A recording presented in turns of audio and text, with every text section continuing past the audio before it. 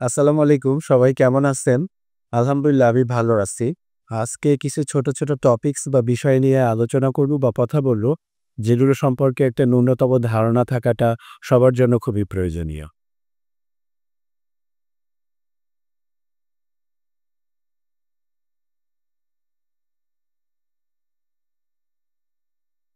আ আমরা আজকে টিউমার অথবা নিওপ্লাজম নিয়ে কথা বলব। যেটাকে টিউমার সেটার অপর আরেকটা নাম হলো নিওপ্লাজম। টিউমার বা নিওপ্লাজম বেসিক্যালি ভার্চুয়ালি অটোনোমাস।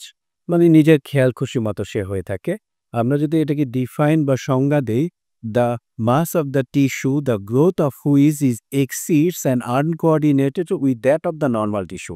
মানে ব্যাখ্যা করলে ব্যাপারটা দাঁড়ায় হলো এরকম, টিউমার অথবা নিওপ্লাজম যে নামেই আমরা বলি, এই জিনিসটা হলো গিয়ে আমাদের কোষে বা আমাদের সেলের স্বাভাবিক বৃদ্ধি হবে এবং সেলগুলো সংখ্যায় বাড়বে, সেলগুলো সাইজে বাড়বে, আমরা বড় হব।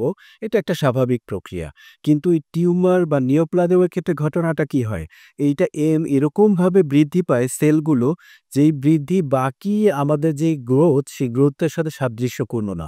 সে নিজের খেয়াল খুশি মতো অটোনোমাসলি বা স্বায়ত্তশাসিতভাবে সে অ্যাবনরমালি সংখ্যায় বাড়তে থাকে। ফলশ্রুতিতে সেলগুলোও সংখ্যায় হয়। তাদের বাহ্যিক লুপটা, ভিতরের নিউক্লিয়াস বা ভিতরের গঠনটাও স্বাভাবিক সেলের মতো না। এবং তাদের যেই বৃদ্ধিটা, সেই বৃদ্ধিটা আমাদের শরীরের যে স্বাভাবিক বৃদ্ধি, সেই বৃদ্ধির সাথে সাদৃশ্যপূর্ণ না। নিজের মতো করে সে নিজে বাড়তে থাকে, সংখ্যায় বাড়তে থাকে, সাইজে চেঞ্জ হতে থাকে এবং এটা আমাদের নরমাল সেল বা টিস্যুর সাথে সাদৃশ্যপূর্ণ না। এইটাকেই বলে the growth of which is exceeds and is আনকোঅর্ডিনেটেড with that of the normal tissue. এটাকে বলে টিউমার বা নিওপ্লাজম। আচ্ছা, আমরা যদি এই টিউমারের এখন শ্রেণীবিভাগে আসি, আমরা ক্লাসিফিকেশন করি। টিউমার এর অপর নাম কি? নিওপ্লাজম। এই টিউমার বা নিওপ্লাজমটা ২ প্রকার। একটা হলো বিনাইল টিউমার, যেটা হার্মলেস, ক্ষতিকর না। আর আরেকটা হলো গিয়ে ম্যালিগন্যান্ট টিউমার, যেটা হলো গিয়ে অলমোস্ট অলওয়েজ ফ্যাটাল, মানে ক্ষতিকর। এই যে বিনাইন টিউমার, এই টিউমারটাও কি এক ধরনের সেলের বৃদ্ধি হইল, একটা মাস হইল, একটা অ্যাবনরমাল মাস বা টিস্যু হইল, এইটা হলো গিয়ে আপনার not harmful for you. But in the ফিউচারে যেকোনো সময় সে একটা ম্যালিগন্যান্ট বা ক্ষতিকর টিউমারে পরিণত হতে পারে।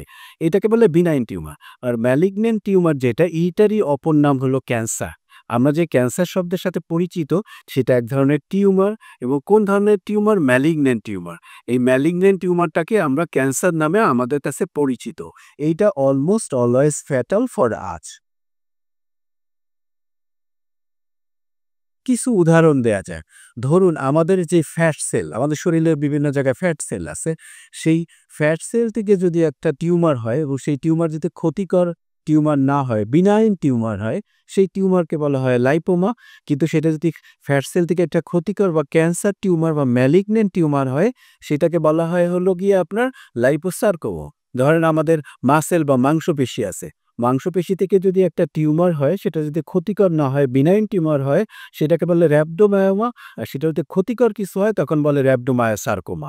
এইভাবে বিভিন্ন উদাহরণ দেয়া যায়। আমাদের যে ফাইব্রোব্লাস্ট সেল থেকে যে টিউমারটা হয় সেটা বিনাইন বা ক্ষতিকর আর্মলেস যদি না হয় তখন সেটাকে বলা হয় ফাইব্রোমা।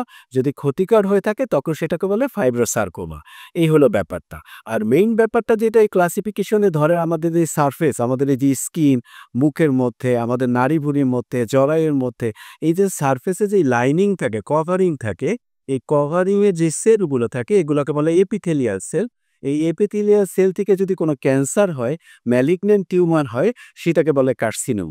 এছাড়া আমাদের শরীরের বিভিন্ন জায়গায় বিভিন্ন সেল থেকে যদি হয়, মেসেনকাইমাল সেল থেকে হলে তাদেরকে বলে সার্কোমা।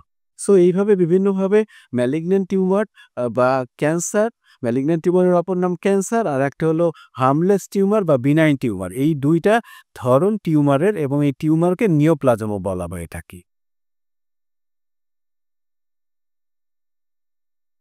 আমাদের এই টিউমার ডায়াগনোসিসে ২ টা ব্যাপার আমরা খুব পরিচিত। একটা হলো FNSC আর একটা হলো বায়োপসি। এই ২ টা শব্দের সাথে আমরা খুব পরিচিত। FNSC মানে ফাইন নিডল অ্যাসপিরেশন সাইটোলজি। এটা হলো আপনার এখানে ছোট্ট একটা টিউমার হলো অথবা আপনার বুকের উপরে ছোট্ট একটা টিউমার হলো। এখান থেকে আপনি একটা নিডল, একটা পাতলা বা সরু নিডল ঢুকিয়ে দিয়ে সেখান থেকে একটু সেল বা পানি এইটা সংগ্রহ করে মাইক্রোস্কোপের নিচে একটু পরীক্ষা করে দেখলেন এইটার মধ্যে কোনো ক্যান্সারের জীবাণু আছে কিনা, সেলগুলো দেখতে কি রকম অথবা কোনো ইনফ্ল্যামেশন আছে কিনা, এই যে দেখাটা এখান থেকে একটু পানি বা সেল নিয়ে নিডল দিয়ে ওই টিউমারের মধ্যে থেকে এইটাকে বলে ফাইন নিডল অ্যাসপিরেশন সাইটোলজি। তাহলে আরেকটা হলো কি বায়োপসি। আর বায়োপসিটা কি? বায়োপসি হলো গিয়া আপনি আরেকটা কাজ করতে পারেন, আপনার যেখানে টিউমার সাসপেক্টেড আছে অথবা আপনি চিন্তা করতেছেন এখানে ক্যান্সার থাকতে পারে, সেইখান থেকে একটা ওয়াইডার নিডল দিয়ে অথবা ক্ষেত্র বিশেষে কেটে আপনি সেখান থেকে একটু টিস্যু সংগ্রহ করে সেই টিস্যু মাইক্রোস্কোপের নিচে দিয়ে পরীক্ষা করলেন, এইটাকে বলা হয় বায়োপসি। তাহলে এই দুটোর মধ্যে পার্থক্যটা হলো গিয়া FNSC আর একটা বায়োপসি। FNSC ক্ষেত্রে আপনি ইউজ করতেছেন একটা ফাইন নিডল এবং এখান থেকে আপনি সেল নিতেছেন, সেই সেলটা মাইক্রোস্কোপের নিচে পরীক্ষা করতেছেন, সেলুলার স্ট্রাকচার আপনি ধরতে পারতেছেন। ঠিক আছে? এবং এটার ক্ষেত্রে সুবিধা থেকে এটা লেস ইনভেসিভ, অল্পতেই করা যাচ্ছে, বেশি খরচ নাই, সময় কম লাগতেছে। এইটা হলো FNSC-র ব্যাপারটা। আর এই FNSC ড্রব্যাকটা কি? মানে FNSC করার অসুবিধাটা কি? অসুবিধাটা হলো গিয়ে FNSC-তে আপনার সেল সম্পর্কে একটা আইডিয়া পাবেন। কিন্তু FNSC-তে আপনি পুরা টিস্যু সম্পর্কে একটা আইডিয়া পাবেন না। FNSC-তে আপনি বুঝতে পারবেন না যদি ক্যান্সারও হয়, সেই ক্যান্সারটা নিচের রক্তনালী ধরলো কিনা, ক্যান্সারটা নিচে কতটুকু ছড়াইলো, ঠিক আছে?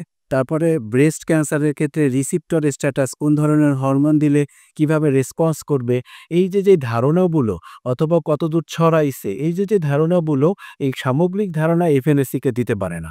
সেই সামগ্রিক ধারণা ধরেন আপনার নিচে কতটুকু গেল অথবা হলো গিয়ে আপনার রিসিপ্টর স্ট্যাটাসটা কতটুকু, ভাস্কুলার আর নিউরোলজিক্যাল স্ট্রাকচার ইনভলভ হইছে কিনা, এই ধারণাগুলো বায়োপসি দিতে পারে, এগুলো FNSC দিতে পারে না। সো বায়োপসির ক্ষেত্রে কি করবেন আপনি?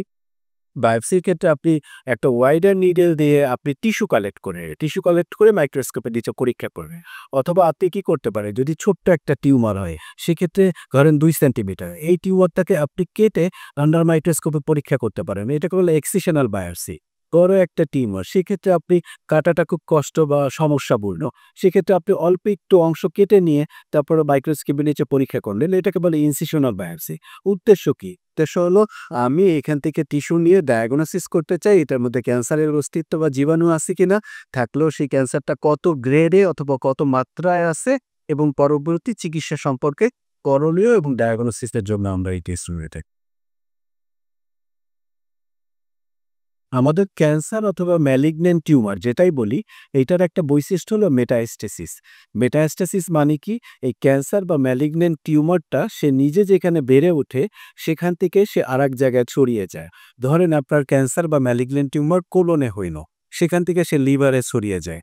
কিভাবে ছড়িয়ে যায়? আমাদের লিমফ্যাটিক্স আছে অথবা রক্তনালী আছে বা রক্ত আছে, এদিকে আবার ডাইরেক্ট আমাদের বডি যে ক্যাভিটি আছে সেই বডি ক্যাভিটি দিয়ে অথবা রক্তের মাধ্যমে অথবা লিমফ্যাটিক্সের মাধ্যমে এই ক্যান্সারটা যেখানে বড় হয় সে অন্যত্র গিয়ে বাসা বাঁধে। ধরেন কোলনে হইল, সেটাকে লিভারে বাসা বাঁধে।